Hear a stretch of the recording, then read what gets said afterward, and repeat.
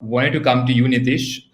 Pine Labs, again, interesting space in a congregation of rather online and offline, right? So you see the both the best worlds. So I wanted to understand what happened in terms of digital leapfrogging for you, especially when you were a very major part of the offline economy. When you saw COVID coming in and stepping up, how did you see your technology ramp up going on, and what was the leapfrogging in terms of products or things that you saw internally that you guys quickly kind of found a fix to, if I may, for the offline world?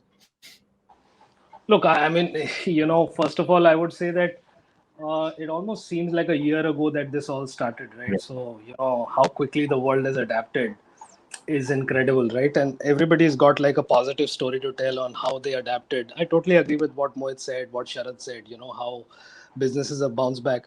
My business, actually, my experience was very interesting because I actually was running First Data and Pfizer for India when this pandemic broke. And 3 months ago, I joined Pine Labs.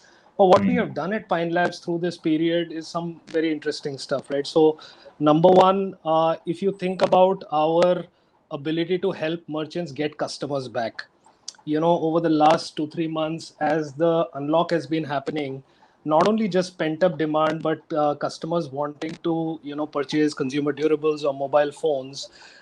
We run a product called Pay Later, which is essentially if you've got a credit card or a debit card or you're pre-approved with an NBFC, then you can actually complete a Pay Later transaction at the point of transaction itself.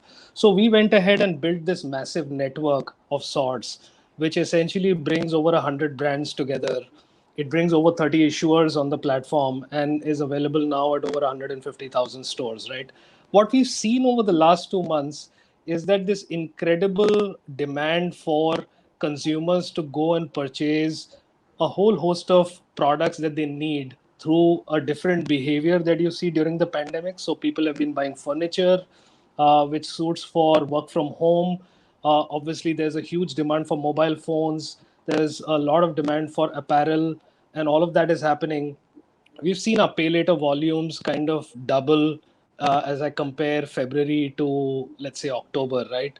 And that has happened because I think consumer spending is back, but also because we are enabling customers to get back into the stores and actually exercise affordability as they expand purchase, right? So that's one very interesting thing. Secondly, from a data perspective, I would say that, I think merchants, whether they are small, especially if they're small, are leapfrogging on the digital bandwagon, right? So, like Mohit mentioned, what was going to happen in 5 years is literally happening in 3 or 5 months. I think small merchants are also understanding the value of digitization. And I think we've been out there in the marketplace to enable that to happen, right? Our new customer boarding numbers are actually the highest ever, and these are small merchants. It's a very interesting fact that merchants want to digitize their payments first, second want to move into contactless payments, and third want to start selling online, because small merchants really are feel that they're missing the bandwagon as customers are moving to purchase online. So that's a very interesting trend. The final thing I will tell you is that I think we adapted very quickly in terms of building out digital boarding for merchants. It's very difficult for salespeople to be out there. So over the last couple of months, we actually launched a fully API-enabled boarding process, so a small merchant can actually come on board, and we validate KYC and all kinds of information from third-party databases. And effectively, what used to take 7 8 days for the industry is literally down to an instant now, right? And the entire boarding curve is a very important thing. If you think about it, one of the biggest issues in the SME ecosystem today is how do they come on board a digital financial services platform, right? And I think we have found that not only does that help the merchant, but it helps our entire business to become extremely efficient if we can do that using APIs and digital validation of KYC, and then being able to instantly enable a merchant. Because it's no longer the case of 1 year back, right, where merchants were evaluating or customers were evaluating, should I pay by cash or should I pay by digital? I think it's very clear that across the board, we as consumers and merchants as acceptors of payment, they want to just accept digital payments. And that, as even Mohit mentioned, that that's a trend that's going to survive the pandemic, right? it's going to continue. So I think there's a lot of very, very important things which would have taken a couple of years, which have happened literally in the last 3 months. I just have a follow on for you on this one. Is interestingly spoke about the pay later product, right? Which we've essentially kind of looked at from an online perspective, but now there is an expansion into offline per se.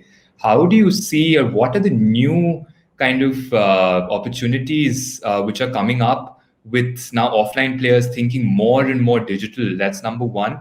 And number two, tell us a little bit on the Kirana tech opportunity, right? I mean, that's something which I think there was a terminology kind of put for it in the ecosystem, saying Kirana tech is the next big play. So tell us a little bit about that as to what did you see as opportunities there? Yeah, first I want to preface this by saying that, I think people who work in the payment sector are Right. extremely fortunate because we have like a literally a amazing purpose, like people in the insurance sector, like Sharath, right? We are actually part of the economy as it opens, we are part of the economy as it grows. So it's a really important thing, right? I think from a pay later perspective, the offline pay later opportunity is huge. We see expansion into various other categories. I'll give you an example of two-wheelers, right?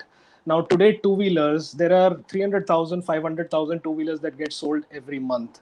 Now, if you have to finance a two-wheeler, you have to literally take a paper finance from a bank or an NBFC and then hypothecate your two-wheeler or your bike.